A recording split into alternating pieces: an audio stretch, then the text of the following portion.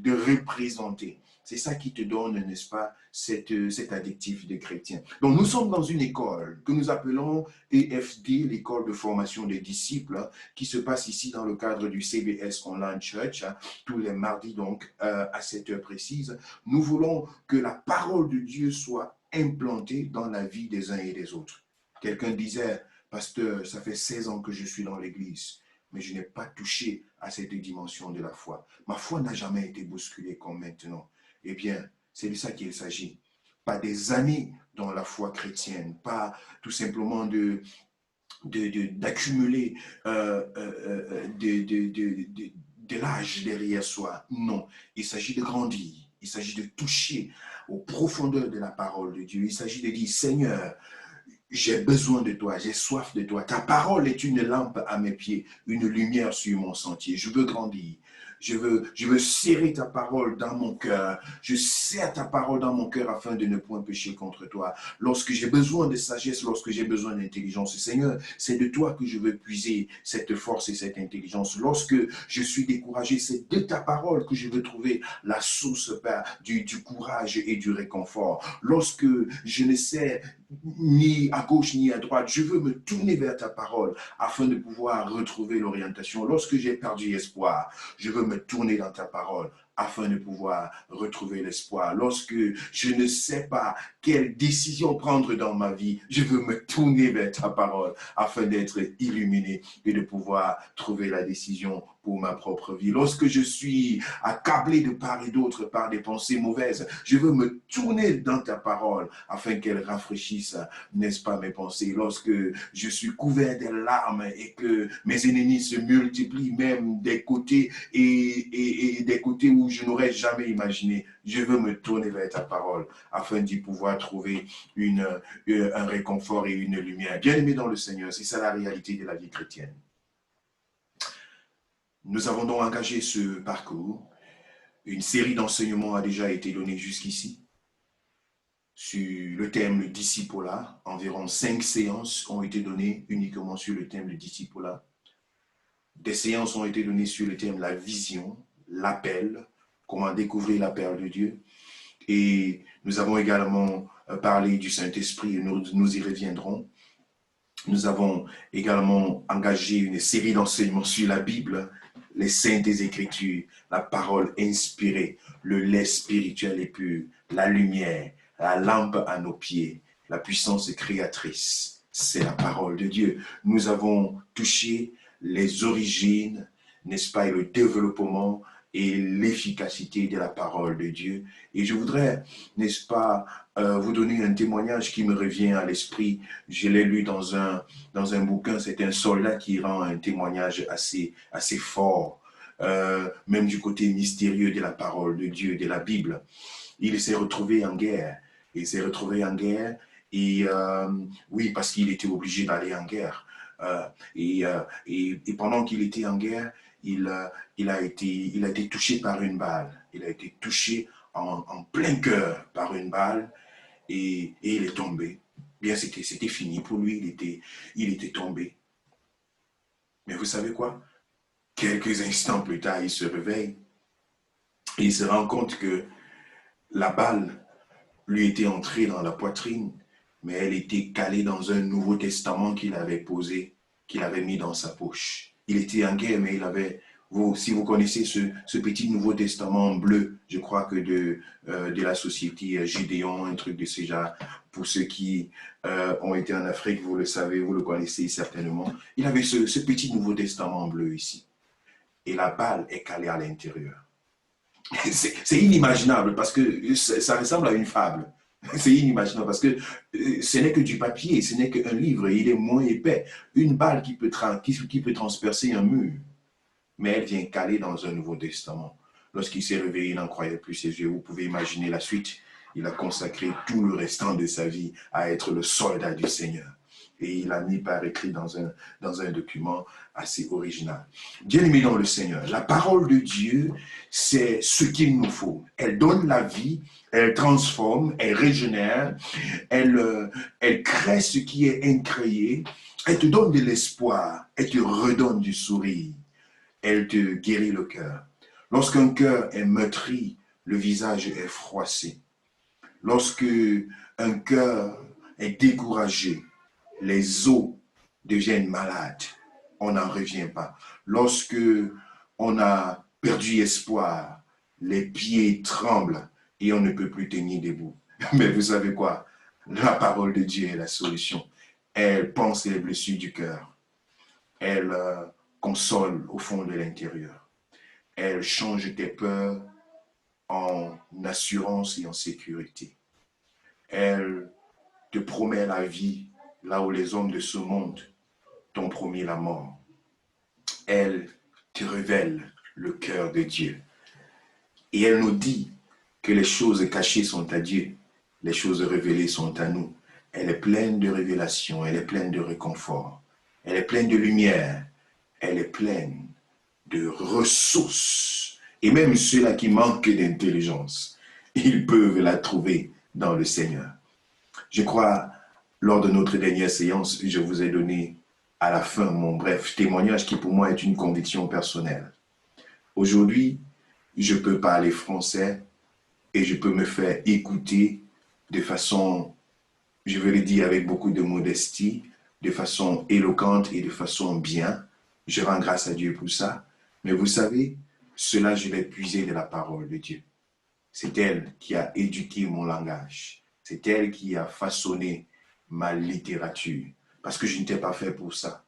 Je suis un technicien à la base qui, n'est-ce pas, en temps normal, a besoin d'un tournevis à la main, d'une pince pour pouvoir faire son travail manuel. Mais à travers la parole de Dieu, il a permis que je sois ce que je suis et que je puisse utiliser ceci. Je bénis le Seigneur parce que ceci a été confirmé encore lorsque, dans la phase pratique de ma formation pastorale, j'étais appelé à créer plusieurs cellules de prière dans plusieurs quartiers au Cameroun, à Bafoussam, et avec j'allais dire, un complice de service et de mission. Nous nous sommes jetés dans un quartier de prostitution. Et là-bas, il n'y avait que des femmes qui parlaient anglais dans ce quartier-là de Bafoussam, pour ceux qui connaissent. Et nous sommes entrés dans ce quartier pour annoncer l'évangile. Et en l'espace de 2 semaines, nous avons créé une cellule de prière. Nous avons rassemblé une quinzaine de femmes. Mais vous savez quoi? Aucune d'elles ne comprenait le français. Et j'étais obligé pour la première fois de prendre ma Bible en anglais.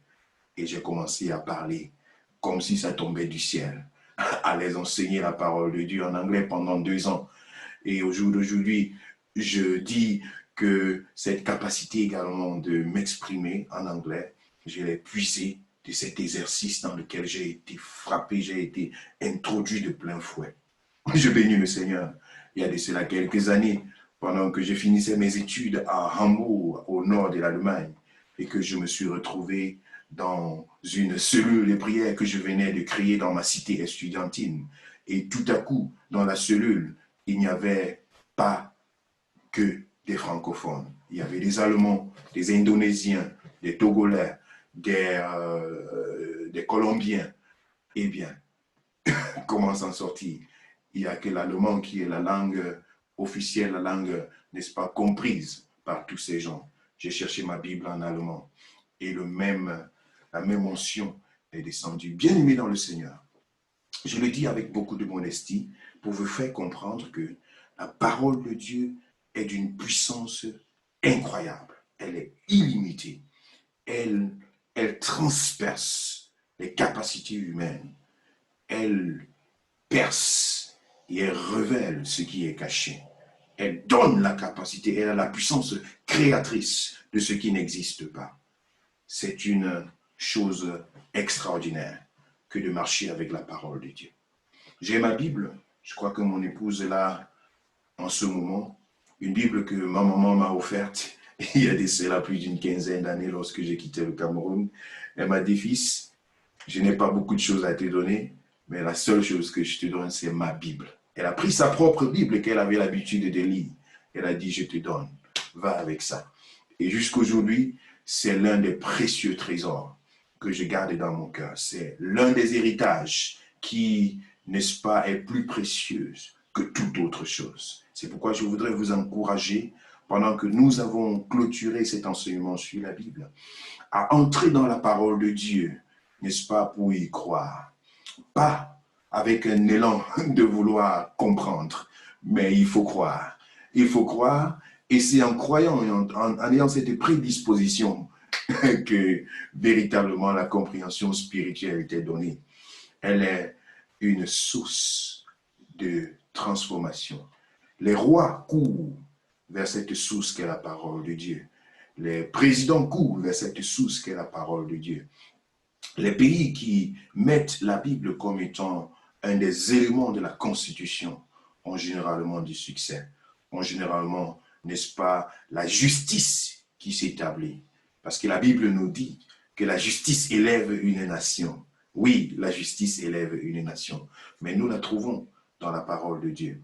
Lorsque dans ta famille, la Bible est au centre, la parole de Dieu est au centre. Lorsque dans ta maison, la parole de Dieu est au centre, c'est le livre qui apporte la plus grande morale qui existe à tes enfants. Tu veux apprendre aux enfants la morale, les valeurs de la vie, la patience, la bienveillance, l'amitié, l'hospitalité, l'amour, le respect du prochain, l'esprit combattant. Qu'est-ce que tu veux apprendre à tes enfants? Toutes ces valeurs se trouvent dans la parole de Dieu, se trouvent dans la Bible. Donc, c'est le centre de tout intérêt. Et c'est en elle que nous avons notre source et notre référence. Je voudrais t'encourager, bien-aimé dans le Seigneur, à faire de la parole de Dieu, à faire de la Bible le livre principal de ta vie. Le livre principal de ta vie. Parfois, contre cette Bible, beaucoup de personnes essayent de se lever, essayent d'apporter de la persécution pour dire tout ce que tu connais, c'est seulement la Bible. Moi, j'ai dit, si je connais la Bible, alors tout ce qui est dans beaucoup d'autres livres se trouve dans la Bible. Je ne demande pas de ne pas lire d'autres livres, c'est loin de là. Mais je dis, rien ne peut remplacer la parole de Dieu. Rien ne peut remplacer les Saintes Écritures. Rien ne pourra la remplacer. Il faut toujours faire référence à cette parole parce que c'est le code. Le code est essentiel, le code est exceptionnel. Et en s'y accrochant, on est sûr qu'on a la vérité. On est sûr qu'on est sur le chemin du Seigneur. Je voudrais encore vous encourager. Autant mes amis sur Zoom que vous autres sur Facebook, je voudrais vous encourager, bien-aimés dans le Seigneur, de faire de la parole l'élément essentiel et fondamental de vos vies. Je répète encore, faites de la parole de Dieu l'élément essentiel et fondamental de vos vies. Ne vous laissez pas conduire par les on-dit, par ce qu'on raconte, par ce que vous croyez avoir compris depuis la naissance. Croyez-vous vraiment l'avoir compris? Remettez un peu en cause ce qui vous a été enseigné, ce qui vous a été transmis. Soyez vous-même prêts à remettre en cause ces choses. Pas forcément pour trouver qu'elles sont fausses, mais pour épuiser votre propre conviction. Remettez en cause. Vous savez, lorsque j'ai parfois réfléchi sur Adam et Ève, je me suis dit, ont-ils eu le temps de réfléchir un peu sur le commandement de Dieu qui leur avait été donné? Vous ne mangerez pas de cet arbre. Eh bien, je crois que non. Ils n'ont pas eu le temps de remettre ça en cause, de se dire, mais tiens, pourquoi Dieu nous a dit ça? S'ils l'avaient fait, lorsque le diable serait venu pour leur poser la question de savoir, Dieu a-t-il réellement dit? En ce moment-là, le diable serait en retard. Ils auraient eu eux-mêmes leur propre réponse au moment où ils se seraient remis eux-mêmes en cause. Bien, mais c'est un exercice très important. Tu dois pouvoir te remettre toi-même en cause. Et même ce que je dis en tant que pasteur, tu as le devoir de le remettre en cause. Je vous ai parlé tout à l'heure des chrétiens d'Antioche, de Bérée. Ils avaient beaucoup d'empressement à recevoir et à examiner les Écritures On les appelait les chrétiens de Béré, B-E-R-E-E, beaucoup d'empressement à recevoir et à examiner les Écritures. C'était, malgré qu'ils avaient l'apôtre Paul devant eux, c'était l'homme le plus inspiré de la Bible. C'est lui qui les enseignait pendant des années. Mais ils avaient une caractéristique particulière, ils avaient beaucoup d'empressement, non seulement à recevoir, mais à examiner les Écritures. C'est très important que chacun prenne le courage de faire cet exercice. Lorsque tu reçois un enseignement, que tu rentres chez toi, que tu ouvres toi-même ta Bible, que tu dis au Seigneur, Seigneur, parle-moi, je veux comprendre, aide-moi. Pas parce que Chibi a dit ceci, pas parce que le pape a dit ceci, pas parce que l'archevêque de tel et de tel a dit. Tout ça, c'est bien. Ça aide. Mais je veux bâtir ma propre conviction avec toi. Tu te remets en cause. Tu te poses toi-même les questions même qui choquent. Est-ce que c'est vraiment vrai? Tu te remets en cause. Tu en as le droit. Je vous ai dit ce qui m'est arrivé dans les années 94-95. Mon père spirituel, l'apôtre Jackie, il m'appelle dans son bureau. Il dit, fils, je vais prier pour toi. J'ai senti que c'était une prière qui n'était pas simple. J'ai senti qu'il voulait faire quelque chose, il voulait déposer quelque chose en moi de particulier. Et je lui ai dit, papa, stop, j'ai beaucoup de questions. Il me regarde, il dit, tu as beaucoup de questions. C'est pas grave, je sais que tu as beaucoup de questions, voilà telle personne, ils vont t'aider. Maintenant là, je veux juste te prier pour toi. Et il a prié pour moi, et puis j'avais mes questions, et je vous ai donné une partie de ce témoignage. Ceux qui l'avaient pointé pour répondre à mes questions d'une façon ou d'une autre, soit je n'étais pas parti vers eux, soit ils n'avaient pas le temps, quelque chose de ce genre. Mais j'ai été encadré d'une autre façon. J'ai eu le temps d'ouvrir mon cœur. J'ai eu le temps d'être moi-même.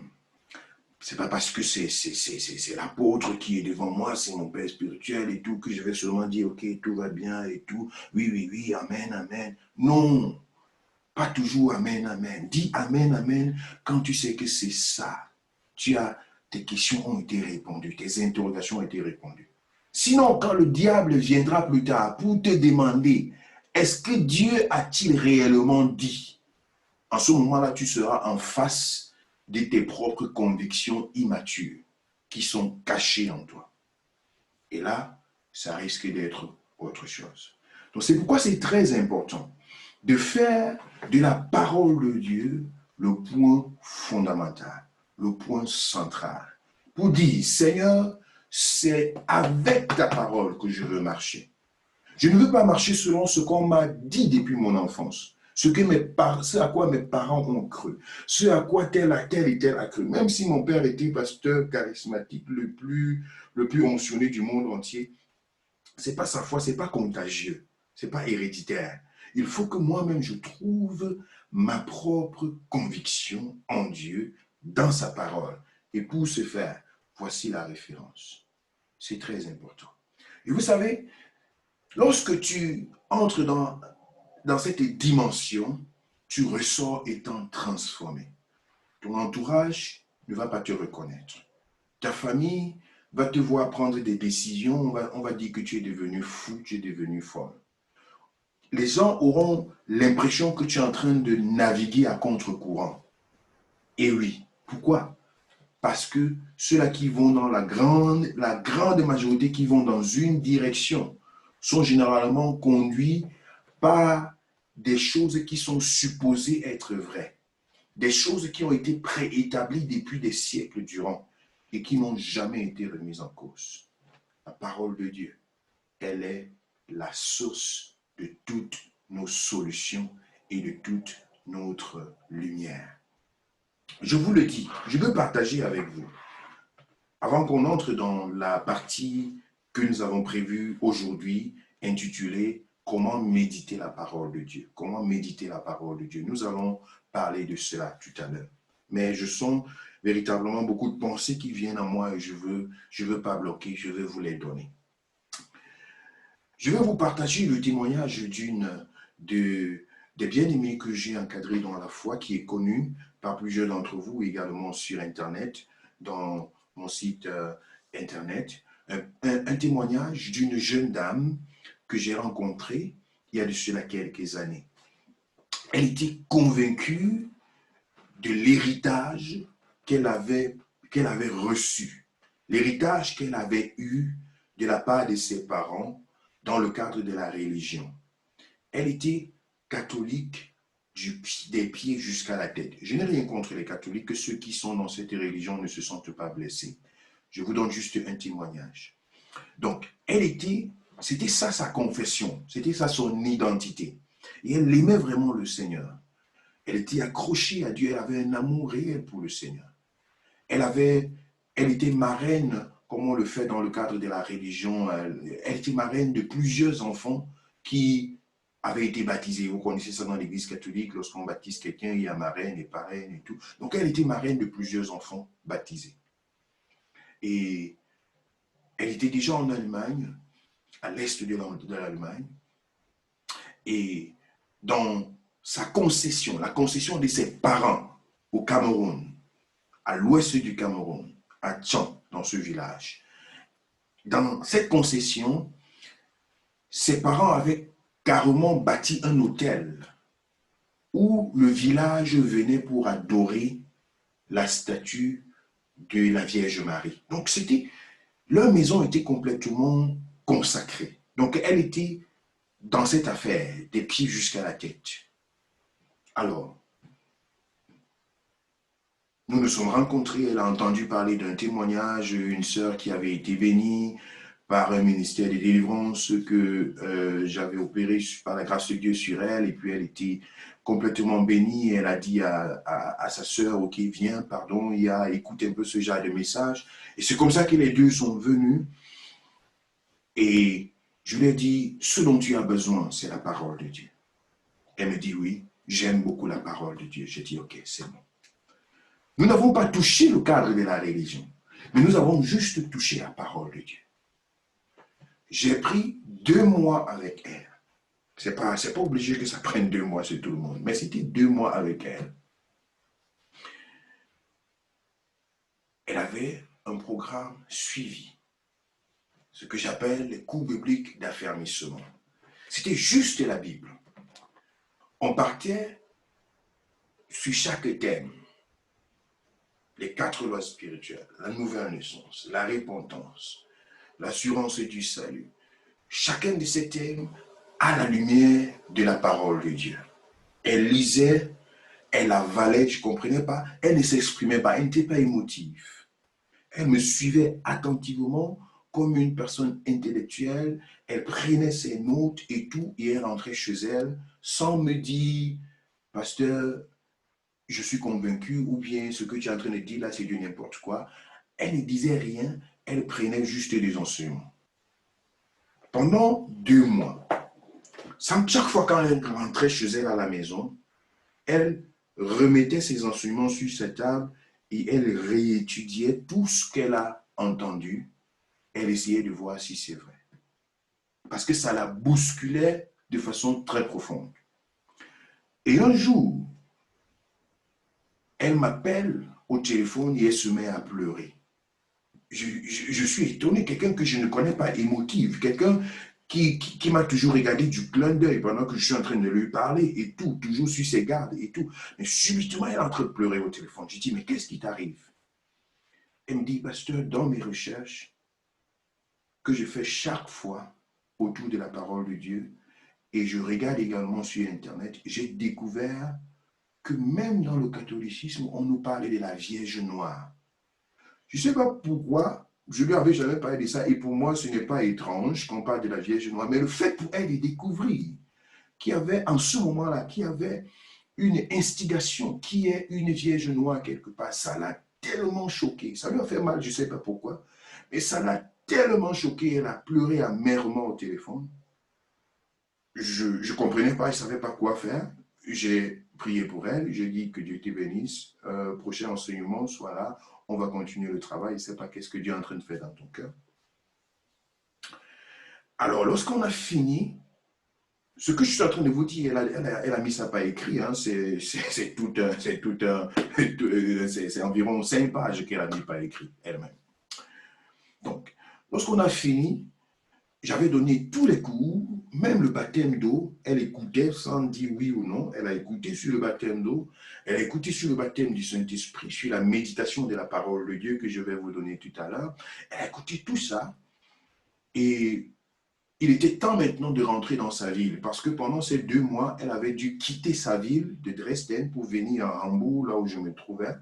C'était une période des congés de l'été, là où les étudiants, en principe, pendant 3 mois, vont gagner de l'argent. Mais elle, pendant ces 2 mois-là, malgré que nous-mêmes, on cherchait du travail pour elle, elle ne trouvait pas le travail. Tous les étudiants étaient en train de travailler, mais elle ne travaillait pas. Et pendant ces 2 mois, comme elle ne travaillait pas, elle avait beaucoup plus du temps pour la parole de Dieu. Donc, lorsque nous avons fini le travail pendant 2 mois, il lui restait 1 mois de congé. Comme un miracle, pendant 1 mois, elle a trouvé 3 boulots, elle a trouvé 3 jobs, dont elle travaillait dans 3, elle avait 3 postes de travail, c'est-à-dire le matin et le soir, elle va travailler là-bas, le soir, elle va travailler là-bas, après, elle va travailler là-bas. Donc, elle a travaillé comme ça pendant 1 mois, elle avait 3 boulots. Et ça lui a donné ce qui était suffisant pour préparer sa rentrée académique. Et c'était également le symbole de la bénédiction de Dieu. Elle est rentrée dans sa ville. Lorsqu'elle rentre dans sa ville, elle prend rendez-vous avec son prêtre, un prêtre allemand. Elle prend rendez-vous avec lui. Elle lui dit, mon père, j'ai beaucoup de questions, je voudrais te rencontrer. Alors, un vendredi, ils ont une rencontre et elle va à cette rencontre. En allant à la rencontre, elle a une Bible d'études comme celle-ci, parce que je lui avais enseigné sur la Bible d'études. Elle s'en est procurée une. Elle va avec une autre Bible simple comme celle-ci, en français, et elle va avec une Bible en allemand. Donc elle avait 3 Bibles avec elle, et elle avait son cahier, là où elle avait noté toutes ses questions. Elle arrive au rendez-vous avec le prêtre, elle est d'abord choquée, parce qu'elle voit le prêtre avec un livre. Il n'a rien d'autre, il a juste un livre, et c'est le livre du pape. Elle est d'abord choquée, en fait c'est ce qu'elle écrit, hein. Elle dit que ça c'est la première chose qui la choque. Elle se rend compte qu'il n'a même pas de Bible, mais il a plutôt un livre. Elle fait fi de ça, elle prend ses questions.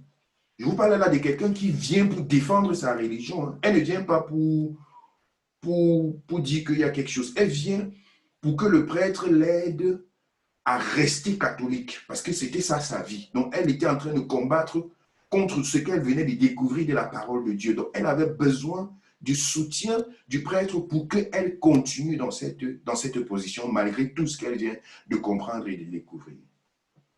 Alors elle va question par question sur la Vierge Marie, sur la prière des morts, sur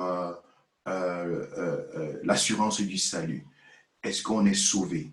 Ou bien est-ce que c'est après la mort qu'on doit prier pour qu'on soit sauvé? Elle a posé des questions profondes sur la prière pour les morts. Donc, toutes les questions, dans son rapport, dans son témoignage, elle dit aucune réponse n'était alignée à la parole de Dieu. Parce que chaque fois qu'elle recevait une réponse, elle avait un autre verset biblique qu'elle présentait au prêtre. Et ce verset biblique contredisait en principe la réponse qui venait de lui être donnée. Et de surcroît, le prêtre lui disait non. Ça, c'est ce qu'elle écrit. Elle dit qu'à un certain moment, il lui a dit que non, nous ne marchons pas seulement selon la Bible. Nous avons d'autres ouvrages qui nous sont donnés du Vatican. Et dans ces ouvrages, nous avons la permission de prier, par exemple, pour les morts, de faire des cultes dans des cimetières et de faire des ci et de ça. Donc pour elle, tout était complètement bouleversé et choquant en elle à la lumière de la parole de Dieu.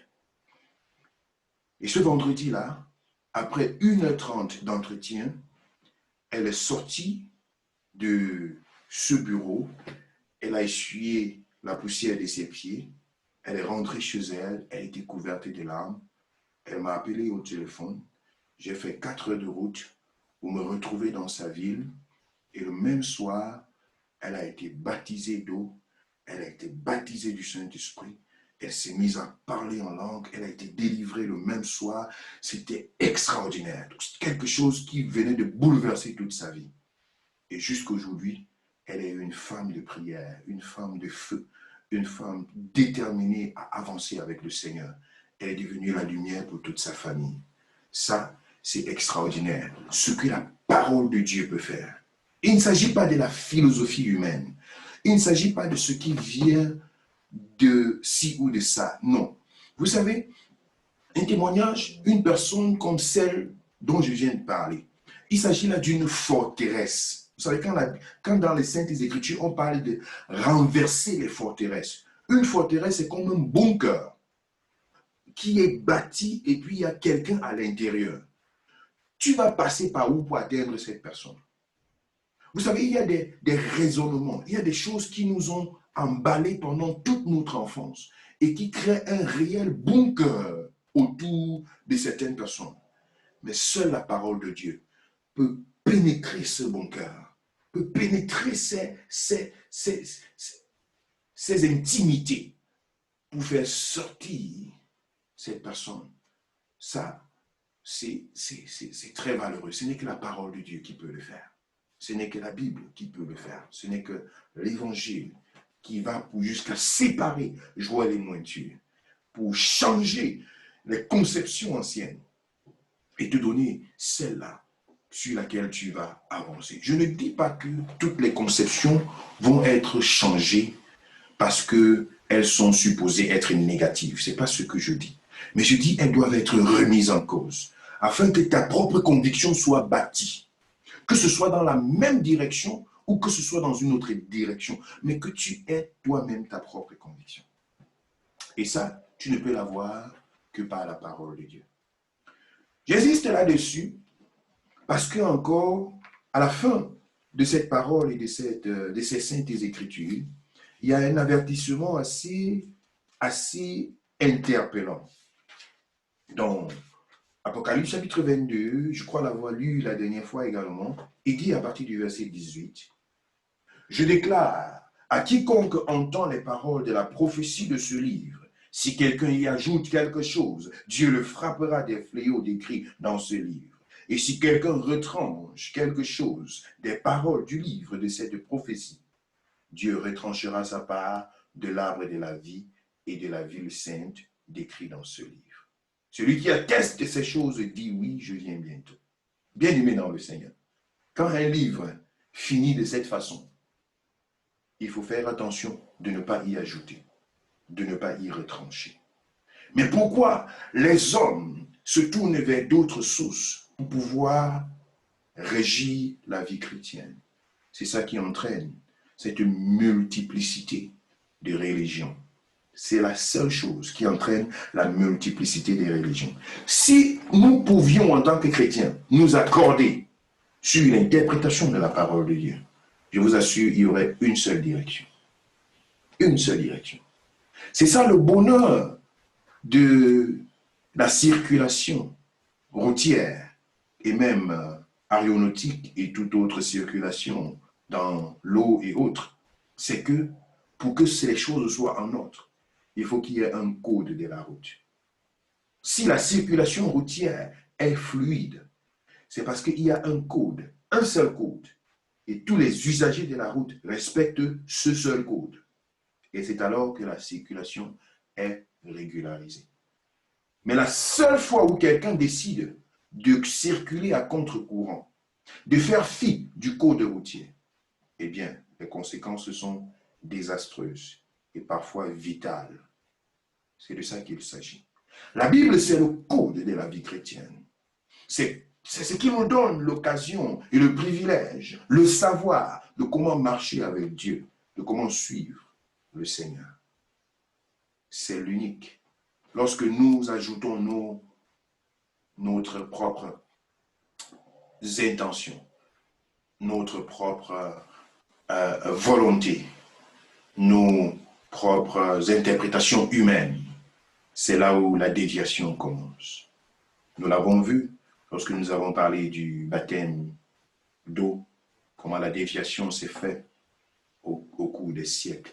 Nous avons vu comment La déviation s'est faite dans l'Église universelle, qu'est l'Église de l'Acte chapitre 2, de la naissance de l'Église primitive. C'est elle qu'on appelle l'Église universelle. C'est un principe tel qu'on appelle l'Église catholique dans son origine. Catholique veut dire universelle. C'est cette Église-là qui est née dans Acte chapitre 2. C'est d'elle qu'il s'agit.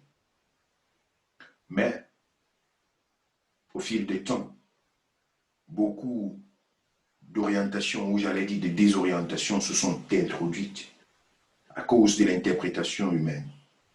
On a introduit la mariologie, on a introduit la papologie, on a introduit, n'est-ce pas, le fait de canonifier.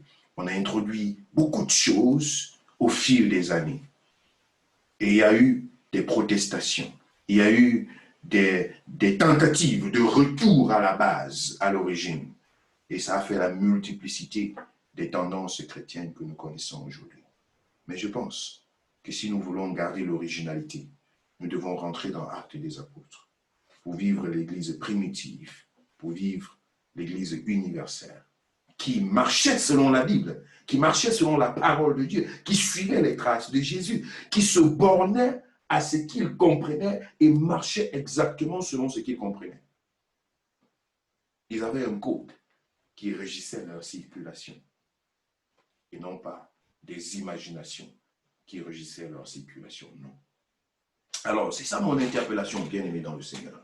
Si tu veux rester dans la foi chrétienne, jusqu'à ce que Jésus revienne, parce qu'à la fin de ce chapitre, il dit, celui qui atteste ces choses dit, oui, je viens bientôt. Pour marcher dans la parole de Dieu, ou bien pour marcher dans la foi, et demeurer jusqu'à ce que Jésus revienne dans la foi, tu as besoin d'un code. C'est la parole de Dieu, c'est la Bible. Tu as besoin d'un code. Et Jésus lui-même le dit, je crois dans Luc chapitre 8, il dit, lorsque le Fils de l'homme viendra, trouvera-t-il encore la foi sur la terre? Ça, c'est une question que le Christ lui-même se pose. Bon, notre combat, c'est de garder la foi. Notre combat, c'est de combattre pour la foi. Combattre et d'aller jusqu'au bout. Et vous savez quoi? Ce qu'on entend, la foi vient de ce qu'on entend. Ce qu'on entend vient de la parole de Dieu. Or, si elle demeure non diluée, non frélatée, si elle demeure saine, alors elle produira une foi saine et tu pourras avancer, tu pourras courir vers des grands horizons. Je prie que Dieu bénisse chacun dans la compréhension des Saintes Écritures, que Dieu bénisse chacun dans le désir de s'approcher de la Bible, que ceci soit le livre le plus cher de ta vie, que la parole de Dieu, la parole de Dieu, lorsque tu aimes quelqu'un, tu apprécies ses paroles. Lorsque tu veux connaître quelqu'un, tu te tournes vers ses paroles. Lorsque tu veux bénéficier de la grâce qui est sur la vie de quelqu'un, tu te tournes vers ses paroles. Tu fais attention à ses paroles. Lorsque tu crois que Dieu peut te bénir à travers quelqu'un, tu fais attention à ce que la personne te dit. Une seule écriture, un seul texte, un seul message de cette personne a pour toi de la valeur.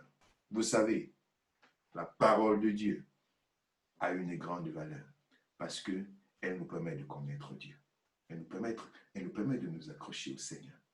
Elle nous permet d'avancer avec lui. Je ne saurais vous encourager suffisamment par ces paroles. Et je voudrais tout simplement vous dire, demeurez dans cette parole qui est esprit et vie, qui est créatrice, qui transforme et qui renouvelle les pensées, qui change les raisonnements, qui renverse les forteresses et qui ouvre une page nouvelle dans nos vies. Mon cœur est dans la joie. Alléluia. Je voudrais partager avec vous pendant une trentaine de minutes à peu près. Je vais y aller rapidement sur ce thème, comment méditer la parole de Dieu. Donc nous avons suffisamment parlé de la Bible. Maintenant, il s'agit de parler de comment méditer la parole de Dieu. La méditation, certains interprètent parfois ce mot un peu différemment de ce que nous y comprenons. Mais il ne s'agit pas d'une méditation qui a trait avec l'occultisme et autre chose. Ça, c'est tout autre chose. Nous n'y sommes pas et nous ne voulons pas nous y retrouver par la grâce de Dieu. Mais ici, il s'agit forcément de méditer la parole de Dieu, c'est-à-dire de prendre du temps dans la parole de Dieu, de se soumettre à la parole de Dieu, de se laisser illuminer par la parole de Dieu, de se faire des idées, ou alors de se soumettre aux idées qui émanent de la parole de Dieu. Et c'est quelque chose qui devrait être quotidien, dans la vie de chacun. Le mot méditation vient du verbe méditer qui signifie réfléchir profondément. On peut méditer sur un mot, sur une parole, sur un texte, sur une histoire, sur un livre, sur une personne, sur un peuple ou même sur une création. Sur la création, on peut méditer, c'est-à-dire prendre du temps pour y réfléchir profondément. La méditation de la parole de Dieu, il s'agit d'un regard, d'une attention profonde accordée à la Bible en vue de recevoir des instructions de Dieu pour mieux le connaître. C'est de ça qu'il s'agit. Connaissons, cherchons à connaître l'Éternel, sa venue est aussi certaine que celle de l'aurore. Il viendra pour nous comme la pluie du printemps qui arrose la terre. Ça, c'est dans le livre de Osée. Je vous donnerai le passage. La méditation de la parole de Dieu est une recommandation du Seigneur à tous ceux qui veulent le suivre. Selon Josué chapitre 1, le verset 8, que je m'en vais ici lire rapidement. Josué chapitre 1, le verset 8. C'est Moïse qui donne des prescriptions à Josué après être sorti du pays d'Égypte et avant son introduction en Canaan. Il dit que ce livre de la loi ne s'éloigne point de ta bouche. Médite le jour et nuit, très important, pour agir fidèlement selon tout ce qui est écrit, car c'est alors que tu auras du succès dans tes entreprises, c'est alors que tu réussiras. Je voudrais m'attarder un peu sur ce passage et vous permettre de revenir dans le contexte de ce qui se passe ici. Dans Josué, le livre de la loi n'est rien d'autre que ce que nous appelons le Pentateuque, c'est-à-dire Genèse, Exode, Nombre, Lévitique et Deutéronome. Ce sont les 5 livres de Moïse. Moïse a vécu des choses extraordinaires avec le Seigneur. Il a été appelé par Dieu. Il a vécu les 10 plaies, même pas qu'il a vécu, il a été acteur. Il a vécu des choses extraordinaires, la traversée de la mer Rouge, les difficultés dans le désert et tout, lorsqu'il se tenait devant le peuple et que les 10 commandements lui étaient donnés et que la table de la loi était donnée et que les prescriptions pour le tabernacle et ci et ça. Donc il avait une panoplie d'informations nécessaires pour la conduite du peuple. Au moment où Moïse était en train de servir, était au service du Seigneur, il n'y avait pas d'orientation, il n'y avait pas de loi écrite, il n'y avait pas de jugement possible par rapport à plusieurs cas. Les cas qui étaient posés demandaient que Moïse aille directement vers Dieu pour recevoir des prescriptions. On ne savait pas quelle est la décision à prendre si le voisin a creusé un trou et que ton bœuf aille tomber dans le trou que le voisin a creusé. On ne savait pas quelle est la solution à ce problème. Si quelqu'un est frappé de lèpre, on ne savait pas quelle est la décision à prendre. Si une femme a perdu sa virginité par quelqu'un qui était dans le voisinage, on ne savait pas quelle est la décision à prendre. Donc, il fallait que devant chaque cas que le peuple aille vers Dieu, vers Moïse, Moïse part vers Dieu, Dieu lui donne une réponse et Moïse vient donner la réponse au peuple et cela est mis par écrit. C'est pourquoi dans Exode, j'avais dit dans Nombre chapitre, dans Exode chapitre 18, vous allez voir Moïse, il se tient devant le peuple toute la journée. Ils sont alignés là sous le soleil et chacun vient avec son problème. Et Moïse va consulter Dieu pour donner solution. Pourquoi c'était comme ça? Parce qu'il n'y avait pas encore de support. La loi n'était pas écrite. Il n'y avait pas de lettre de conduite. Moïse lui-même ne savait pas sur quel pied danser, sur quelle base se tenir. Alors, Moïse était donc dans ce processus d'établissement de la loi. Il était à l'intérieur et il a pris le temps de rassembler ses propres expériences. Il descend du mont Sinaï après 40 jours et 40 nuits de jeûne et prière. Il est plein de colère parce qu'il vient de voir le peuple qui a élevé un veau d'or. Et Moïse fait tomber la plaque qu'il venait de recevoir, qui comportait pourtant les 10 commandements. Et il s'est tombé. Qu'est-ce qui se passe? Lorsque la colère de Moïse est apaisée, Dieu lui dit, mon ami, tu remontes à la montagne. Tu remontes. Parce que ce que je t'ai donné n'a pas été conservé, ce n'est pas écrit quelque part. Donc tu vas remonter. Voilà Moïse qui remonte à la montagne, encore 40 jours, 40 nuits, et qui revient avec les mêmes lois. Parce que c'était précieux. Et il fallait maintenant que ce soit gardé, que ce soit conservé. Donc Moïse a dû payer le prix pour avoir un support, pour que la Torah soit mise sur pied. Et le voici donc à la fin de Deutéronome, c'est-à-dire le prochain livre après Deutéronome, c'est Josué, et c'est Moïse qui, après avoir constaté qu'il n'est plus qualifié à entrer dans Canaan, il décide de passer le relais à son fils spirituel qui est Josué. Il dit, mon ami, cette affaire-là, je ne suis plus qualifié. C'est à toi maintenant de jouer. Mais j'ai un héritage pour toi. Ce que j'ai traversé, tu n'as pas besoin de traverser ça. J'ai un héritage pour toi. Et Moïse, donc dans une cérémonie, il remet ce support que nous appelons la Torah. Il le remet à Josué et lui dit ces paroles. Que ce livre de la loi ne s'éloigne point de ta bouche. Médite-le jour et nuit pour agir fidèlement selon tout ce qui est écrit. Car c'est alors que tu auras du succès dans tes entreprises, c'est alors que tu réussiras. Je ne sais pas si vous comprenez, Moïse vient de loin. Et ce qu'il est en train de dire à Josué là, il le dit au prix de son propre sang. Il le dit au prix de ses propres expériences qu'il a traversées derrière lui.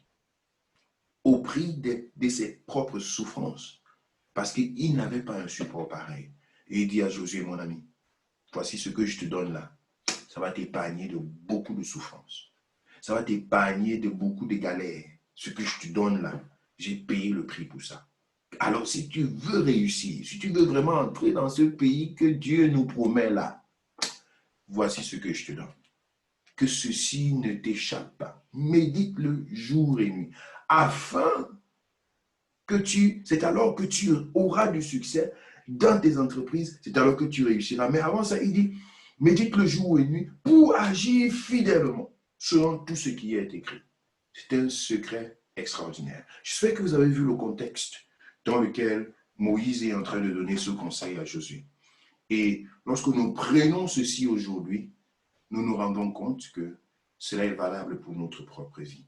Si nous voulons avoir du succès dans nos entreprises, si nous voulons avoir de la direction, dans la gestion, la gérance de la vie que Dieu nous a donnée. Vous savez, nous ne sommes que des gérants de cette vie. Dieu en est le propriétaire. Il nous a donné la vie et nous ne sommes que des gérants. Donc, si nous voulons avoir le mode de conduite pour la gérance de cette vie qu'il nous a donnée, jusqu'à son retour, parce que c'est ça notre Canaan, jusqu'au son de la trompette, si nous voulons y aller, avec sécurité, avec assurance, demeurer auprès du Seigneur. Alors, que ce livre de la loi ne s'éloigne point de notre bouche. Gloire à Dieu. Mon cœur est rempli de joie. Alléluia.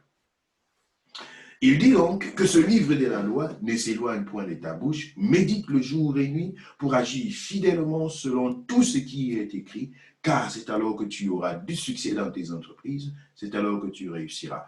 Veux-tu avoir du succès? Veux-tu réussir? Que ce livre ne s'éloigne pas de ta bouche.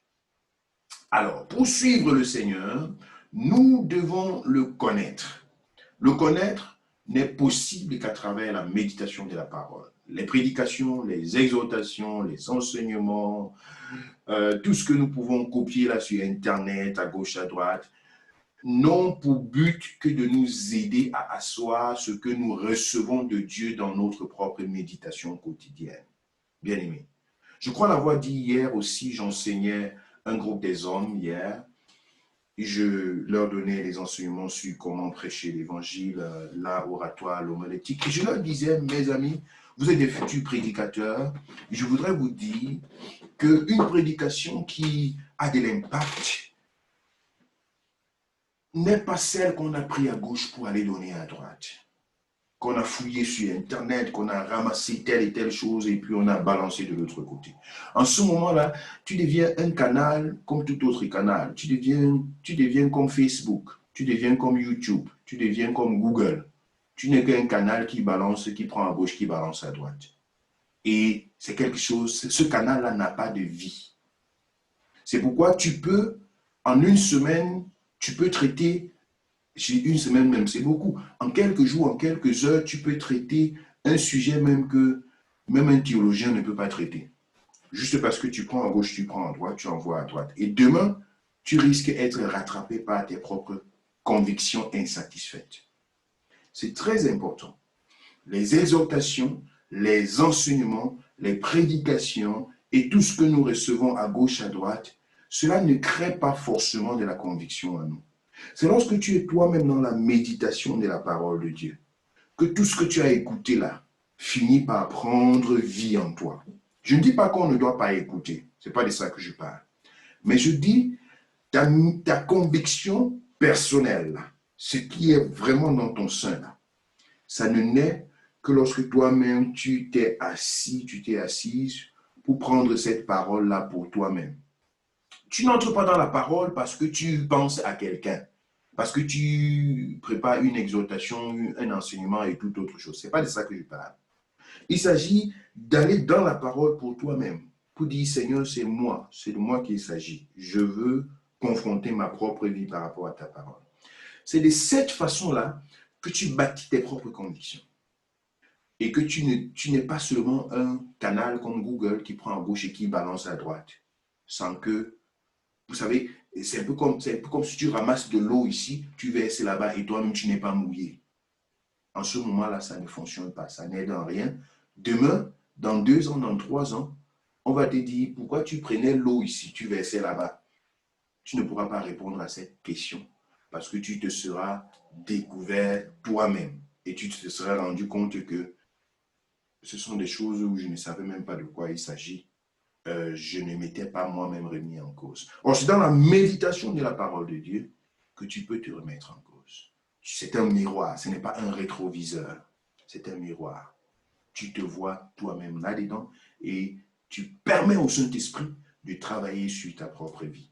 C'est de ça qu'il s'agit. C'est pourquoi je dis les prédications, les exhortations, les enseignements, ce n'est pas ça qui permet à un chrétien de grandir. Sinon, comment pouvez-vous justifier que quelqu'un fasse 20 ans, 25 ans, 10 ans dans l'église et il n'y a pas de changement, il n'y a pas de croissance? La personne n'a pas écouté les prédications pendant tous ces temps? Bien sûr que si. Mais a-t-elle été confrontée elle-même aux Saintes Écritures, à certaines dimensions profondes de la parole de Dieu? La réponse est certainement non. Alors, c'est pourquoi je dis, c'est très important de pouvoir faire cet exercice. Alors, 1 Pierre chapitre 2, du verset 1 au verset 2. Désirez comme des enfants nouveau-nés le lait spirituel non frélaté, c'est-à-dire le lait spirituel pur, non frélaté, et pur, afin que par lui, vous croissiez pour le salut. Voilà ce qui arrive par la méditation de la parole de Dieu. Une croissance. Je crois que nous avons vu ça au début également. C'est une nourriture spirituelle. Tel le lait est important, voire même incontournable pour la croissance et le bien-être du nouveau-né. Telle est la parole de Dieu pour tout chrétien. Nous bénissons le Seigneur pour notre sœur Flora qui a accouché d'une merveilleuse petite fille. Déjà le week-end dernier, Dieu a béni notre sœur. Je crois que nous avons prié pour elle dans notre ministère, vaincre Satan et les démons là où elle était remplie de peur, mais Dieu lui a donné la vie, Dieu lui a donné à elle et à son enfant la vie. Elle était vraiment très forte, comme une femme hébreu. Si les infirmiers traînaient même encore, on allait retrouver que l'enfant était déjà sorti de son ventre. Donc, la grâce de Dieu était là. Ce témoignage m'est venu à l'esprit parce que je vois ici le lait. Le lait spirituel est dit ici, tel le lait est important, voire même incontournable pour la croissance et le bien-être du nouveau-né. Telle est la parole de Dieu pour tout chrétien. Donc cet enfant, notre bien-aimée, la petite Evie qui est née ce week-end, elle a besoin du lait. Si elle ne prend pas ce lait, malgré qu'elle soit née dans de très bonnes conditions, c'est une mauvaise nouvelle qui nous sera communiquée. Cet enfant est conditionné, sa croissance physique est conditionnée par la prise du lait qui est adéquate pour sa croissance, pour la formation davantage de son organisme, de son système immunitaire et qui va lui permettre de grandir et de combattre les microbes de ce monde et tout ce à quoi elle sera confrontée. Donc ça, c'est très important, la méditation de la parole de Dieu à cette image. Comment donc méditer la parole de Dieu? Commencez toujours par prier le Saint-Esprit de vous ouvrir les yeux et les oreilles spirituelles par rapport à sa parole. C'est très important. Un calendrier de méditation vous serait peut-être important dans le suivi de votre méditation personnelle. Cependant, vous pouvez vous-même fixer des objectifs dans votre méditation. Par exemple, cette semaine, je médite dans le livre de Jean. Je crois que c'était une question à laquelle j'ai répondu la fois passée lorsque quelqu'un demandait comment méditer la parole de Dieu, quelle stratégie adopter. Ce sur quoi je me voudrais m'atteler aujourd'hui, c'est vous donner comme un outil qui vous sera important dans la méditation de la parole de Dieu. Cet outil, je l'appelle L-E-M-M-E, l'EM. Donc ça, c'est un outil qui va vous aider. C'est 5 pas de la méditation de la parole de Dieu. Donc, appliquez le principe des 5 pas lorsque vous voulez méditer la parole de Dieu. Ceci est un principe qui va beaucoup vous aider. C'est pourquoi j'attire votre attention. Le premier pas, c'est le L. Le L, qu'est la lecture. La lecture, il s'agit tout simplement de faire une lecture suivie. Elle peut être silencieuse ou à mi-voix, s'attarder sur le texte et son contenu. Là, on parle de la compréhension des textes. On parle de la compréhension des textes, on parle de découvrir le personnage, les personnages qui sont dans le texte, d'essayer de voir les actions. En ce moment, pendant que je suis dans cette phase de L, je suis coupé de toute révélation. Je me cache d'abord dans ce qui est écrit. Vous savez, dans la parole de Dieu, il y a 2 choses. Il y a le logos, qui est la science écrite, et il y a le rhéma, qui est la révélation. L'erreur que nous faisons, c'est que nous switchons très souvent dans la révélation. Et on n'arrive pas d'abord à s'asseoir dans le logos. Le logos, c'est tout simplement ce qui est écrit noir sur blanc. C'est un texte. C'est un texte qui a des formules et des tournures grammaticales, qui a des orthographes, qui a des points et des virgules, qui fait intervenir des personnages qui posent telle et telle action. C'est d'abord, dans ce premier pas, il s'agit d'abord de se concentrer là-dessus. Il ne s'agit pas de commencer à fouiller les révélations. Ce n'est pas de ça qu'il s'agit. Si vous sautez ce premier pas, la probabilité de faire erreur dans l'interprétation est très grande. Parce que le rhéma prend sa base sur le logos. En d'autres termes, la révélation doit prendre sa base sur ce qui est vraiment écrit. Tu ne dois pas lire un verset biblique et parler d'autre chose. En ce moment-là, tu es complètement hors sujet. Je crois que c'est ce qu'on faisait en littérature. Lorsqu'on t'a donné un sujet et tu te mets à développer autre chose qui n'a rien à voir avec le texte qu'on t'a donné, directement tu te retrouves comme dans d'autres dimensions et ce n'est pas ce qu'il faut faire. Donc le premier L est très important. Il faut faire la lecture, une lecture suivie. Elle peut être à mi-voix, elle peut être à bas-voix, elle peut être à haute voix, mais c'est une lecture suivie qui te permet de t'attarder sur le texte et son contenu, de pouvoir découvrir et de comprendre le texte tel qu'il est écrit, avec toutes ces tenues grammaticales, l'orthographe, les ponctuations, les personnages, leurs actions, qui fait quoi, pourquoi est-ce qu'il le fait, ainsi de suite. Donc ça, c'est déjà cette compréhension des textes, elle est fondamentale. Il s'agit ici en détail de s'attarder sur le logos, se faire une représentation du texte, ça je viens de le dire. Après ça, il y a le deuxième pas maintenant qui est le E, écouter. Il s'agit d'écouter le Saint-Esprit. Écouter le Saint-Esprit, en ce moment, je m'attarde sur le pourquoi et le comment des actions posées dans le passage concerné. Donc, c'est en ce moment que j'entre dans le pourquoi. Pourquoi est-ce qu'il a fait ceci? Pourquoi est-ce que telle personne a réagi comme ça? Pourquoi est-ce que Jésus a dit ceci? Pourquoi est-ce que le pharisien là, a plutôt réagi comme ça? Donc là, maintenant, je me pose des questions. Pourquoi est-ce que ces actions ont été faites comme ça? Pourquoi tel personnage a fait telle chose? C'est en ce moment-là que je suis en train de me connecter à la voix du Saint-Esprit. Et quand je me pose ces questions de pourquoi, je peux recevoir des réponses, mais ce sont des réponses qui restent dans le texte. Ces réponses ne sont pas forcément reliées à moi. Ça, je voudrais vous aider un peu. Lorsque vous voulez méditer la parole de Dieu, déconnectez-vous de vous-même. Ça paraît peut-être bizarre quand je dis déconnectez-vous de vous-même.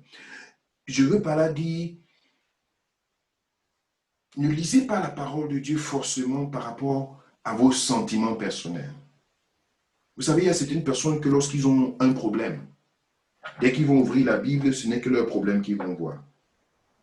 Lorsqu'ils viennent d'être énervés par telle personne, dès qu'ils vont ouvrir la Bible, ce n'est que ça. Dieu va leur parler directement sur un verset. C'est même un verset qui parle même de, je ne sais pas moi, de l'arbre généalogique de Jésus, mais ils vont voir rapidement que non, c'est mon problème que Dieu est en train de traiter ici.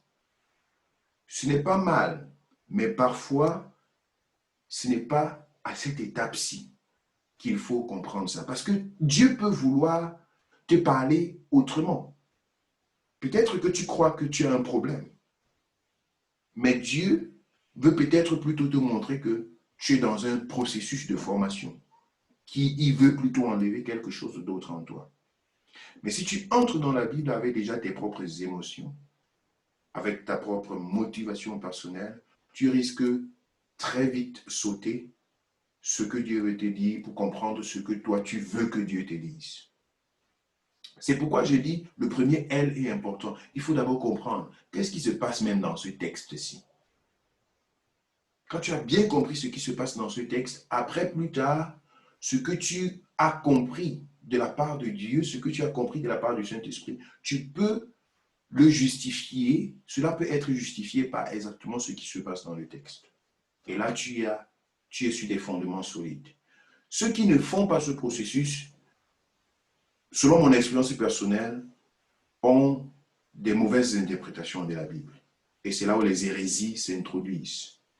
Parfois même, ce n'est pas forcément des hérésies, mais parfois, c'est peut-être une notion qui est spirituelle, mais qui ne sort pas du passage que tu viens de lire.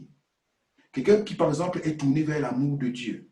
L'amour de Dieu, l'amour de Dieu. Et maintenant, lit un passage, là où en principe, c'est la vérité qui est mentionnée. La vérité, peut-être, en comprenant ce passage, on va peut-être voir que Dieu est en train de louer la vérité, qu'il faut qu'on puisse marcher dans la vérité. Mais la personne va te lire ce verset biblique et va te parler de l'amour. C'est deux choses qui sont... L'amour, c'est positif, c'est important. Mais quand tu regardes la relation entre le verset biblique et l'amour, tu as du mal à te retrouver. C'est pourquoi? Juste parce que cette personne est juste motivée par l'amour. C'est la seule chose qui sonne dans son cœur. C'est le message de sa vie. Et directement, elle va voir l'amour dans tous les versets de la Bible. Donc, c'est un peu ça que j'essaie de vous faire comprendre. Il faut lire, il faut écouter, il faut comprendre qu'est-ce qui est en train de se dire, qu'est-ce qui est en train de se faire. Et à partir de ce moment-là, on peut facilement avancer. Le troisième pas, j'essaie d'être rapide pour ne pas abuser de votre temps. Le troisième pas, c'est le M, méditer. Donc, à partir de ce moment, il s'agit de réfléchir profondément et avec sérieux sur l'implication personnelle. Je souligne le mot personnel par rapport au texte. En quoi suis-je impliqué dans ce texte? En quoi suis-je impliqué dans ce passage? Donc, vous voyez là que c'est au troisième pas que moi je viens maintenant en jeu, que je m'implique.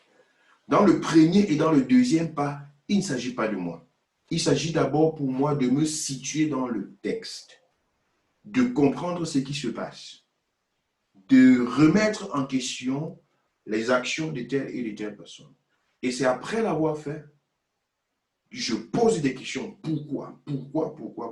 Et en troisième pas, maintenant, j'essaie de réfléchir. En quoi suis-je impliqué dans ce passage? L'action de cette personne, comme il a réagi comme ça à cause de telle chose, qu'est-ce que cela m'implique? Qu'aurais-je fait? Qu'est-ce que je suis appelé à faire? Qu'est-ce que je trouve ici de positif? Qu'est-ce que je trouve comme étant une révélation de la part de Dieu?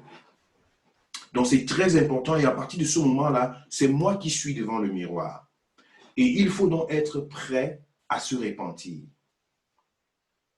Dans cette phase, il faut être prêt à se repentir parce que Dieu peut, à travers cette question-là, te montrer que non, ce que tu as fait jusqu'à présent, ce n'est pas ce qu'il attend de toi. En ce moment, il faut être prêt à te repentir. Mais aussi, il faut être prêt à prendre des engagements. Parce que Dieu peut te montrer que, bon, à cause de telle et telle chose que tu viens de voir, regarde, il faut que tu t'engages. Et directement, tu peux t'engager. Tu es en train peut-être de méditer sur le baptême. Et puis finalement, tu te rends compte, oh, je ressens vraiment ce désir, je veux m'engager. Même quand je n'ai encore dit à personne, mais là, je sens vraiment que Dieu m'a parlé. Et directement, c'est pas ça, c'est un point sur lequel Dieu peut te demander de t'engager. Ça peut être sur la prière, ça peut être sur méditer davantage la parole de Dieu, ça peut être sur l'évangélisation, et tu t'engages. Ça peut être sur un comportement que Dieu te demande de retravailler dans ta vie, et tu t'engages. Donc, dans une méditation, tu peux être poussé soit à prendre un engagement, soit à te repentir, ou encore, tu peux être poussé à remercier Dieu. Peut-être parce qu'il est en train de t'encourager dans tel ou dans tel domaine, dans lequel peut-être sur lequel tu as déjà travaillé sur ta vie ou bien une action que tu as posée dans ta vie. Donc ces points sont importants. Ou encore être prêt à prier ou à intercéder selon l'interpellation tirée du passage. Qu'à travers ça, ce sont des sujets de prière que tu es en train de puiser pour ta propre vie ou bien, n'est-ce pas, pour ton futur. C'est très important. Le quatrième pas, c'est M, qui est maintenant mémorisé. Donc, lorsque tu as déjà appliqué le troisième pas, qui est méditer sur ta propre vie, maintenant, c'est important de mémoriser quelque chose. Il s'agit de retenir par cœur un ou deux versets qui vous a ou qui vous ont le plus marqué dans le passage. Ceci vous permettra plus tard de vous rappeler de tout le contenu du passage et de garder vivant la parole de Dieu en vous. Vos prières et votre foi seront également enrichies par ces versets que vous aurez mémorisés. C'est une partie importante. C'est un exercice à faire. Donc, tu vas dans le passage et tu regardes un passage, un verset, un ou deux versets que tu veux garder dans ta tête. Peut-être qui t'a marqué le plus, qui est peut-être le centre, le cœur de ce que tu as écouté, de ce que tu as médité. Et tu essaies de garder ce verset dans ta tête. Tu peux le réciter en journée. Tu peux te le rappeler le soir si ta méditation a été faite le matin. Ou alors tu peux te le rappeler le matin si tu as médité le soir. Il y en a qui écrivent ça sur un bout de papier, qui le collent quelque part sur le miroir ou bien sur leur téléphone. Ils essaient de garder ça quelque part pour revoir ça peut-être une ou deux fois en journée et pouvoir garder. Donc, cet exercice également est important afin que demain après demain, le Saint-Esprit ait une base sur laquelle il peut te rappeler ce que tu avais médité, ce qu'il t'avait inspiré dans ta méditation. Vous savez, lorsque tu marches parfois, le Saint-Esprit peut te parler. Mais le Saint-Esprit te parle sur la base du logos, de ce que tu as déjà. Directement, un verset biblique te revient en tête. Et surtout pour ceux qui marchent dans le ministère prophétique, dans le ministère de la délivrance, dans le ministère de l'adoration, c'est très important. Dieu peut te révéler un verset biblique. Tu peux être en train de prier et puis directement il y a un passage qui vient. Tu pries sur ce passage biblique. Tu es en train d'encourager quelqu'un, tu es en train de marcher, tu es dans une atmosphère d'adoration. Et puis il y a des souvenirs de la parole de Dieu qui te reviennent. Vous savez, la prophétie, c'est rien d'autre que de parler de la part de Dieu. Donc quelqu'un peut même te donner juste un verset biblique et c'est une prophétie. Donc c'est de ça qu'il s'agit. Il faut faire cet exercice, essayer de mémoriser la parole de Dieu. Et le quatrième, j'allais dire le cinquième pas, c'est le E qui veut dire écouter, pardon, étudier, étudier. Ce cinquième pas de la méditation intervient beaucoup plus lorsqu'on parle d'études bibliques. C'est un chapitre à aborder plus tard et je crois que je vous l'ai donné déjà la dernière fois lorsque je vous ai brossé les différentes Bibles d'études et que je vous ai présenté un peu les caractéristiques d'une Bible d'études, là où on peut comparer, là où on peut faire des parallèles entre plusieurs passages, entre plusieurs versets de la Bible. Donc, c'est de ça qu'il s'agit, étudier les Saintes Écritures, c'est de trouver un passage et de se poser des questions, de voir d'autres passages qui parlent de la même chose. Si vous prenez un passage, une parabole de Jésus dans l'évangile de Jean, je vous conseillerais d'aller regarder la même parabole dans l'évangile de Luc, par exemple, qui était un docteur, un enseignant de la parole de Dieu et qui allait un peu avec un peu plus de minutie sur ce qu'il avait vécu avec le Seigneur. Il ne parlait pas seulement de ce qu'il a entendu ou bien ramassé à gauche, à droite. Il avait vécu cela et il pouvait le parler avec une autre dimension. Mais si vous voulez toucher au côté qui parle un peu plus de l'amour et de l'affection, dans l'une des paraboles de Jésus, alors rendez-vous plutôt dans l'évangile de Jean qui parle de son expérience personnelle et de son affection qu'il avait avec Jésus et qui raconte, n'est-ce pas, les paraboles de Jésus à sa façon avec un élan d'amour. Donc, c'est important de pouvoir regarder dans tel passage et dans tel autre passage, lorsque vous êtes dans le Nouveau Testament et que vous voulez étudier, n'est-ce pas, une révélation qui est sortie déjà dans l'Ancien Testament, de pouvoir voir ces parallèles-là. Donc, c'est un exercice un peu plus profond, mais les 4 premiers pas sont ce que je conseille. Il faut lire la lecture, c'est-à-dire il faut faire la compréhension du texte, il faut comprendre de quoi il s'agit, il faut identifier les personnages, il faut identifier les actions de ces personnages-là. Et puis, deuxièmement, il faut écouter la voix du Saint-Esprit, se dire pourquoi est-ce que telle action a été faite, pourquoi telle personne a fait telle chose, pourquoi telle chose s'est passée comme ça. Et après avoir écouté, il faut maintenant méditer, c'est-à-dire c'est un miroir. Maintenant, il s'agit de ma vie. Est-ce que je suis, si j'étais à la place de cet homme, de cette femme, de ce fils prodige, ou bien de la femme de Laban, si j'étais à la place de Saraï, qu'est-ce que j'aurais fait? Donc, tu essaies de te mettre à la place de ces personnes et écouter la voix de Dieu par rapport à toi-même. Et lorsque tu l'as fait, tu peux directement comprendre des interpellations de la part du Seigneur pour t'engager, pour te repentir, pour prier, pour prendre une nouvelle décision avec le Seigneur. Il faut être prêt à faire un pas avec le Seigneur dans cette attitude de la méditation de la parole. Le 4e pas, c'est mémoriser, garder un passage, garder un verset biblique, le marquer quelque part et de pouvoir se souvenir de temps à autre.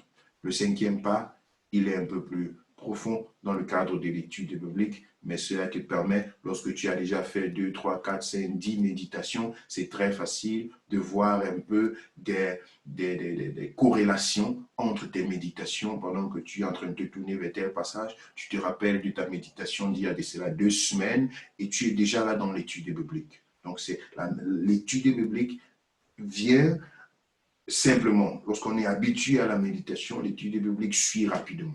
Donc ça, c'est très important de le garder comme ça. Voilà, nous nous sommes rendus déjà à 5 minutes de la fin de notre programme. Je vais cependant donner l'occasion aux uns et aux autres de poser quelques questions. Donc à partir de ce moment, pour vous qui êtes sur Zoom, vos micros sont désormais actifs ou alors vous avez désormais la possibilité d'activer vos microphones. Et pour nos bien-aimés qui sont sur Facebook, si vous avez des questions, ne manquez pas de les poser également sur Facebook. Je vous ai à l'œil. Pour ceux qui sont sur Zoom, vous pouvez vous signaler et puis je vous donnerai la parole pour quelques questions.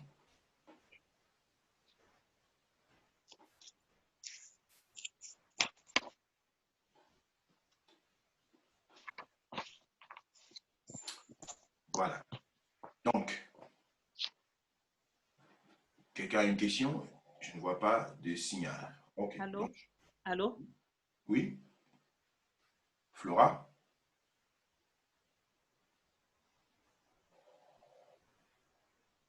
Qui? Bonsoir, Michel. Le Ah, papa c'est moi. Chibinu. Pardon? Est-ce que tu sois parmi nous? Oui, je suis toujours là, Michel. Je suis toujours là. C'est bien, c'est bien. Par la grâce de Dieu. Oui, papa Chibi, tu me suis? Oui, Flora, tu as la parole. Oui, je voudrais demander, bon, je pourrais aussi te demander ça en privé. J'aimerais que tu me donnes un peu quelle Bible d'études, en fait, conseiller. Bon, moi, c'est plus facile pour moi d'acheter aussi à Amazon, quoi. Et j'aimerais savoir quelle Bible d'études parce que je suis déjà prête à acheter une Bible d'études, quoi. D'accord. D'accord. Je vais vous envoyer au plus tard ce soir ou bien demain matin dans notre forum là sur WhatsApp. Je vais vous envoyer un lien pour au moins ces 2 ou 3 versions que j'apprécie. Et ça sera certainement une orientation. Mais je crois que mardi passé, j'ai donné un peu quelques orientations dans ce sens. Oui, oui. Mais je vais vous envoyer Le quelques choix. liens. Et aussi pour ceux qui sont au Cameroun, il y a des librairies chrétiennes. Je crois qu'il y a en face ou bien du côté du cinéma Le Capitole à Yaoundé, vous avez une librairie, je crois c'est Alliance, les éditions clés. Les éditions clés, j'étais là-bas en février de cette année. Je me suis procuré quelques livres de ce côté-là et quelques bibles aussi. Ils sont assez nantis de plusieurs bibles d'études, dont les éditions clés à Yaoundé à côté de l'immeuble Le Capitole. Et également du côté de Mvan, je crois qu'il y a certainement une librairie chrétienne du côté de Mvan. Pour ceux qui sont à Bafoussam, il y a certainement 2 ou 3 librairies chrétiennes. Douala, je ne connais pas beaucoup, mais c'est sûr qu'il y en a. Donc, pour vous qui êtes en Europe, c'est en ligne que ça se commande. Ce sera certainement, je vais vous envoyer quelques liens pour que vous puissiez vous en procurer. OK. Voilà. C'était la seule question pour aujourd'hui. Donc, je ne voudrais pas empêcher à quelqu'un de poser une question, mais je suppose que vous avez. Est-ce que Michel est en train de parler? OK, Michel a levé la main. Un moment, parce que. Attends, Michel, parce que ton micro n'est pas actif.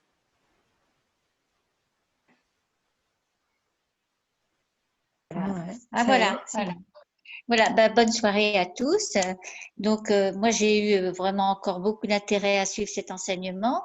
Et c'est pas une question que j'ai à poser, c'est juste que, voilà, je voulais vous dire, eh bien, que dans la vie, il y a des actes comme ça, comme le fait que ta maman t'ait donné la Bible. Ça a fait pleurer mon ami Claude parce que son papa lui a également donné sa Bible. L'image est partie, on ne voit plus rien. Oui, oui, nous t'écoutons très bien. Ah, voilà. Il y avait le son, mais pas l'image. Donc, et à ce moment-là, quand tu as parlé que ta maman t'avait donné la Bible, eh bien, Claude a pleuré parce que son papa lui a donné également sa Bible. Donc, ce sont des actes forts, parce que son papa n'est plus. Et nous avons suivi pendant le confinement. Nous étions en prière tous les soirs avec le pasteur Patrick. Et forcément, il y a des liens d'amitié qui se sont créés. Et nous avons perdu une sœur, elle est décédée. Nous avons eu beaucoup de peine, bien évidemment. Et je crois savoir que sa belle-fille a jeté, hein, c'est ça. Oui, oui, les filles voulaient. Voilà. Oui. Ben, je laisse Claude qui connaît mieux l'histoire. Oui, c'est la famille Lassa dont j'ai parlé, un des fils, donc s'était présenté comme président de la République française. Bon, il n'est pas passé, mais il est toujours pour le voilà. Donc, c'était important, les Bibles qu'elle avait laissées, elle a 4 enfants, donc une petite fille a pu en prendre une, et la deuxième, qu'elles avaient trouvée dans sa chambre, elle l'avait mis de côté pour la récupérer, une autre de ses filles, et la belle-fille, certainement, l'a jetée, ce qu'elle avait déjà fait antérieurement devant sa belle-mère, et ça l'avait profondément affectée. Donc, comme ils avaient fait un grand feu pour libérer certains documents anciens qui n'avaient plus de valeur, on pense qu'elle a pris cette Bible et tout le monde est très affecté. Bon, je leur ai proposé de leur offrir, mais bon, c'était celle de leur grand-mère ou de leur maman, c'était important pour eux aussi, et ils commencent à s'ouvrir un petit peu. Mais elle avait quand même offert à ses gendres et tout déjà une Bible qu'ils ont lue intellectuellement, mais bon, c'est là. Mais il y a un travail qui se fait, je crois, dans cette famille que je porte vraiment dans la prière. Voilà. Amen. Mais comme quoi, c'est important, c'est sentimental et tout le trésor est dedans, ça c'est sûr. Oui. Gloire à Dieu. C'est un témoignage et je crois que le travail qui devait être fait dans sa vie a été fait et voilà. Amen. On remet la gloire au Seigneur. Oui, tout à fait, tout à fait, tout à fait. Gloire à Dieu. Ok, Flora a levé la main, mais avant ça, il y a Élie. Élie, tu as levé la main, j'ai bien vu. Ok, sa connexion s'est coupée. Flora, tu as levé la main? J'ai levé la main. Oui. Oui, je voudrais demander, dans 1 Pierre 2, verset 1 à 2, où on parle de lait spirituel. Ce sont les enfants de Dieu qui doivent prendre le lait spirituel. Quelle est la différence entre enfant de Dieu et fils de Dieu? Et là, tu es en train de toucher un enseignement assez profond et à la fois un peu discuté dans le milieu chrétien, dans le milieu ecclésiastique. Un enfant de Dieu, c'est un enfant de Dieu et un fils de Dieu est aussi un enfant de Dieu. Bien sûr. Un fils On de est bien Dieu, avancé, hein? ouais, on devient enfant de Dieu.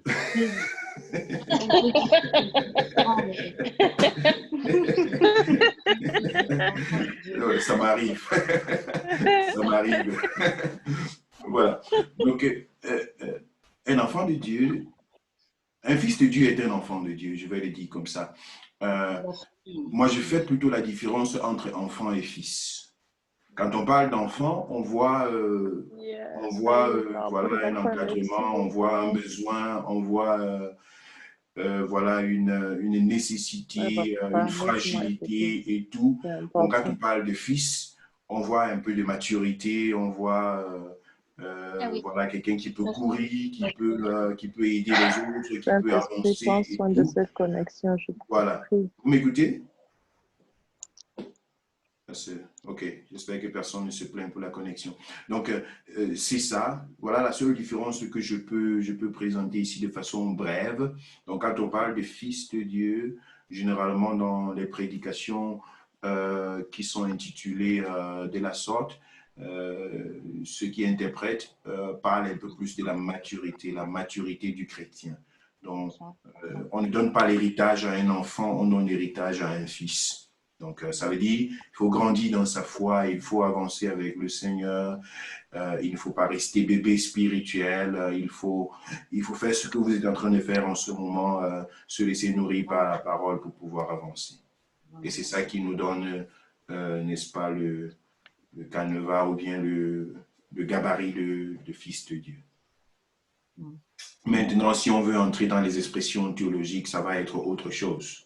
Au niveau de la divinité de Jésus et de sa position de fils de Dieu et tout, ça devient autre chose. Donc, c'est pourquoi j'ai dit, ça c'est tout un enseignement, mais je voudrais rester dans ce canevas-là pour dire, par rapport au lait spirituel, nous en avons besoin, c'est la parole de Dieu, peu importe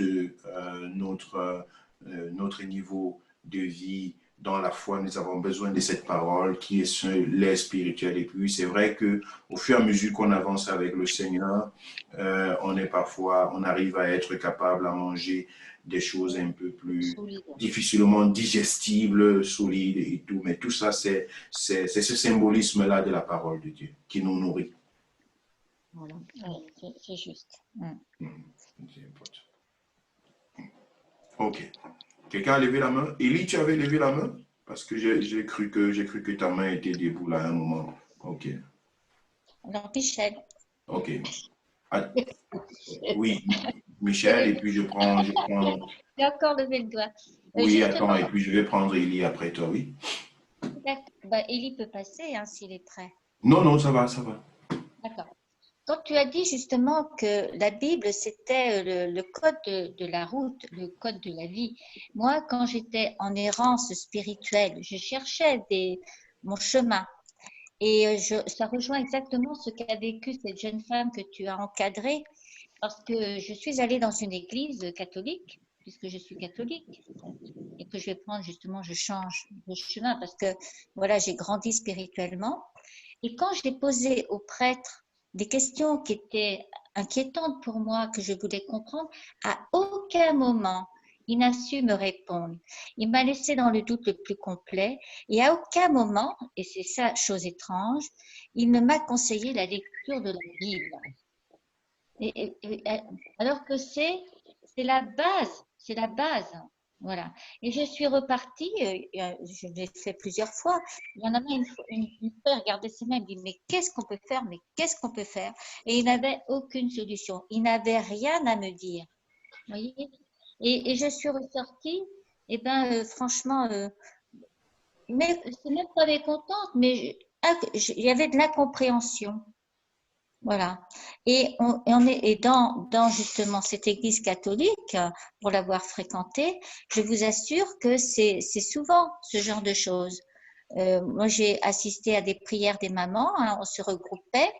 Eh bien, elles n'ont aucune connaissance de la Bible. Elles vont l'ouvrir à un moment comme ça, elles vont lire quelques phrases, elles vont essayer de réfléchir sans connaître le contenu. Quand j'y repense, mais je trouve ça aberrant, mais je ne peux même pas leur dire parce qu'elles prendraient ça comme de l'incorrection. Ben oui, parce qu'elles sont plus matures que moi et puis je n'ai pas encore la formation assez solide pour m'engager sur un tel propos, quoi. Donc, je trouve que c'est dommage, c'est dommage. Oui. Donc, je voulais réagir parce que je comprends le mécontentement de cette jeune femme, voilà. Donc, et puis, et c'est la raison pour laquelle, eh bien, on est à notre place là maintenant. Voilà, on a soif de connaissances. Et on a le support. Ça, c'est bien. Je te bénisse pour ton témoignage. C'est merveilleux. C'est merveilleux. Ouais. Et le meilleur est à venir. Je crois que c'est cette conviction-là dont nous avons besoin. Amen. Le meilleur est devant nous. Hein. Alléluia. OK. Élie, tu as la parole. Et puis, quand on lui donne sa parole, sa connexion disparaît. De nouveau. Bon, vraiment, qui part à la... Donc, il était bien connecté, mais dès que c'est la deuxième fois que je lui donne la parole. Dans ce cas, je peux vous poser une petite question? Oui, Christelle, oui. Alors, ma question, c'est la suivante. Est-ce que pour méditer la parole, on peut utiliser une Bible d'étude lors de la méditation? Ou alors, oui, c'est possible? Oui, c'est possible. Ah, d'accord. C'est possible. Donc, je peux avoir juste une Bible d'étude et l'utiliser au quotidien pour tout, pour lire. D'accord, d'accord. Oui, oui. Là, je crois que l'utilité d'une deuxième Bible, c'est parfois, tu vois, elle est petite. Elle est pratique. voilà, je peux la transporter le plus souvent. Celle-ci, elle est un peu grosse. Je la transporte quand j'en ai vraiment besoin. Mais l'autre, voilà, je peux l'avoir un peu partout. D'accord. Voilà, donc c'est ça. Et puis bon, sinon, si quelqu'un a la Bible d'études, c'est déjà suffisant. Elle fait tout. Ok, d'accord. C'est ça ma question. Élie n'est toujours pas là? Élie est là. Élie, maintenant ta connexion est revenue. On peut t'écouter. Tu avais une question? Oui, on voit, on ne sait jamais. C'est comme si son volume également le lâche. Élie, est-ce que tu m'écoutes? Oui, ton volume, ton micro n'est pas actif. C'est comme si tu es en train de parler, mais ton micro n'est pas actif. Ok, nous t'écoutons maintenant. Bon, c'est ma connexion qui est instable. Ok. Non, je n'avais pas une question à poser. Hein. C'est juste que j'ai pris le forum un peu en retard, donc je vais suivre ça sur la vidéo qui sera diffusée. D'accord, c'est bon. Donc, gloire à Dieu. Ok, donc si il n'y a plus de questions, nous allons clôturer. Et je reste d'ailleurs à votre disposition pour toutes les questions, toute incompréhension. On essaye d'y apporter solution et je me réjouis chaque fois que les choses sont remises en cause parce que c'est ça qui permet que la conviction puisse être nourrie et que on puisse être confronté voilà, aux vérités bibliques. C'est très important. Au lieu de fuir les réalités de la parole de Dieu, vaut mieux plutôt s'y confronter et puis se laisser illuminer. Ça, c'est très important.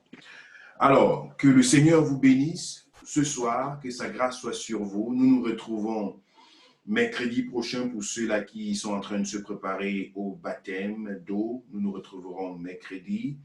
Je vous préciserai l'heure. Il y a un candidat de baptême qui a du mal à être avec nous à 20h et qui sollicite l'heure de 21h. Je reviendrai vers vous en tant que candidat de baptême pour voir si cette heure-là vous convient, mercredi prochain. Et vendredi, nous nous retrouvons à l'heure indiquée pour le moment de prière. Le mardi, ce sont les enseignements, c'est le temps d'être nourri de la parole de Dieu.